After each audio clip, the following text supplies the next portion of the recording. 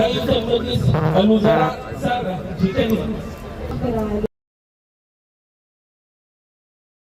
الأبرار والشغال بحكومة السلام والوحدة. تجمعنا هنا كسودانيين للاحتفال بحكومة السودان والوحدة، الحكومة اللي أي سوداني يشوف نفسه ممثل فيها، الحكومة اللي بذل في سبيلها يعني دماء طاهرة. الليلة نحن كسيدات سلمنا مذكرة لرئيس الوزراء البريطاني داون ستريت نعلن تضامننا ونعلن دعمنا لحكومة السلام والوحدة المتشكلة حديثا في السودان. يمكن السودانيين والحشد كله جو أكدوا على دعمهم، تأمين على دعمهم لحكومة السلام والوحدة في السودان إليكم.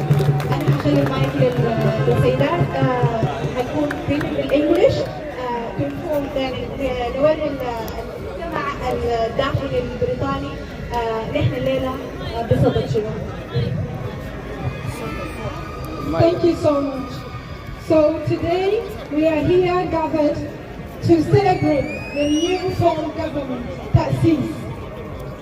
The reason why we went to 10 Downing Street is to basically give a partition seeking support from the UK government to help us rebuild Sudan and support us with anything with the new government Ta'sis.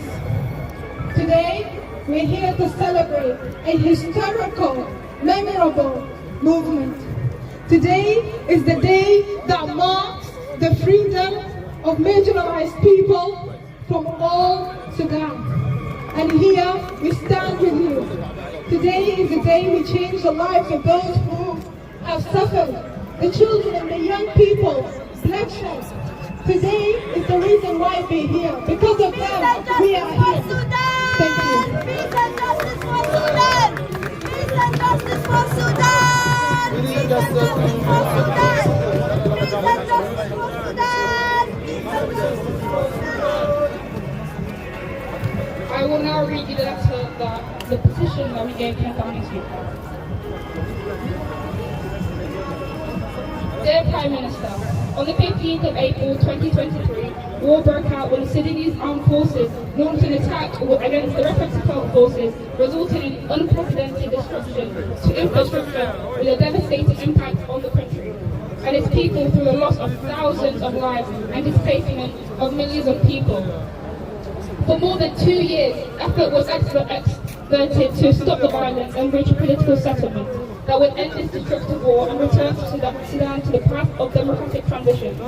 However, the Sudanese armed forces and its Islamist allies rejected every effort presented to engage in negotiations in the talks, hosted by the Kingdom of Saudi Arabia and the Geneva negotiations, sponsored by the United States. Instead, the de facto authorities in Port Sudan continue to commit egregious violations against the civilians who are living under the control of RSF, including the indiscriminate bombing of civilians, and the denial of official documents and educational services, the prohibition of to carrying out the humanitarian duties, and denial of banking and internet services. Faced with these unjust policies that deprive civilians of the right to citizenship, the political and military forces opposed to the de facto authority in Sudan decided to come together to form a political entity to provide essential services such as security of civilians, administration of public affairs, and the regulation of business affairs and cross-border.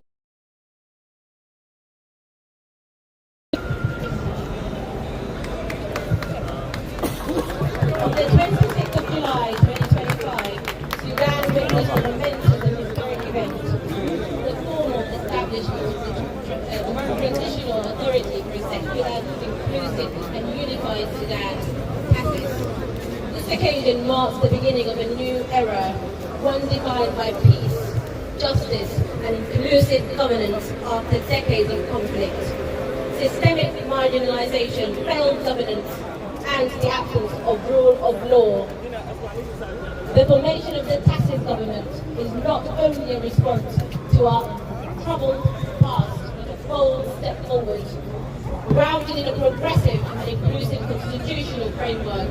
This new political order reflects the collective will of the Sudanese people to build a democratic, secular, and decentralized federal state, one that upholds the dignity and rights of all civilians, regardless of ethnicity, religion, and region.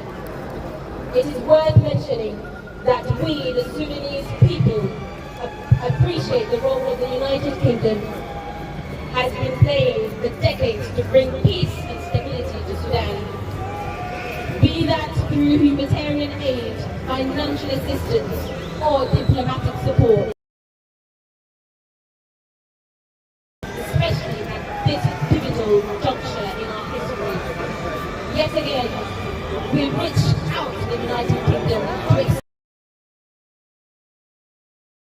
cooperation, constructive partnership, and even recognition.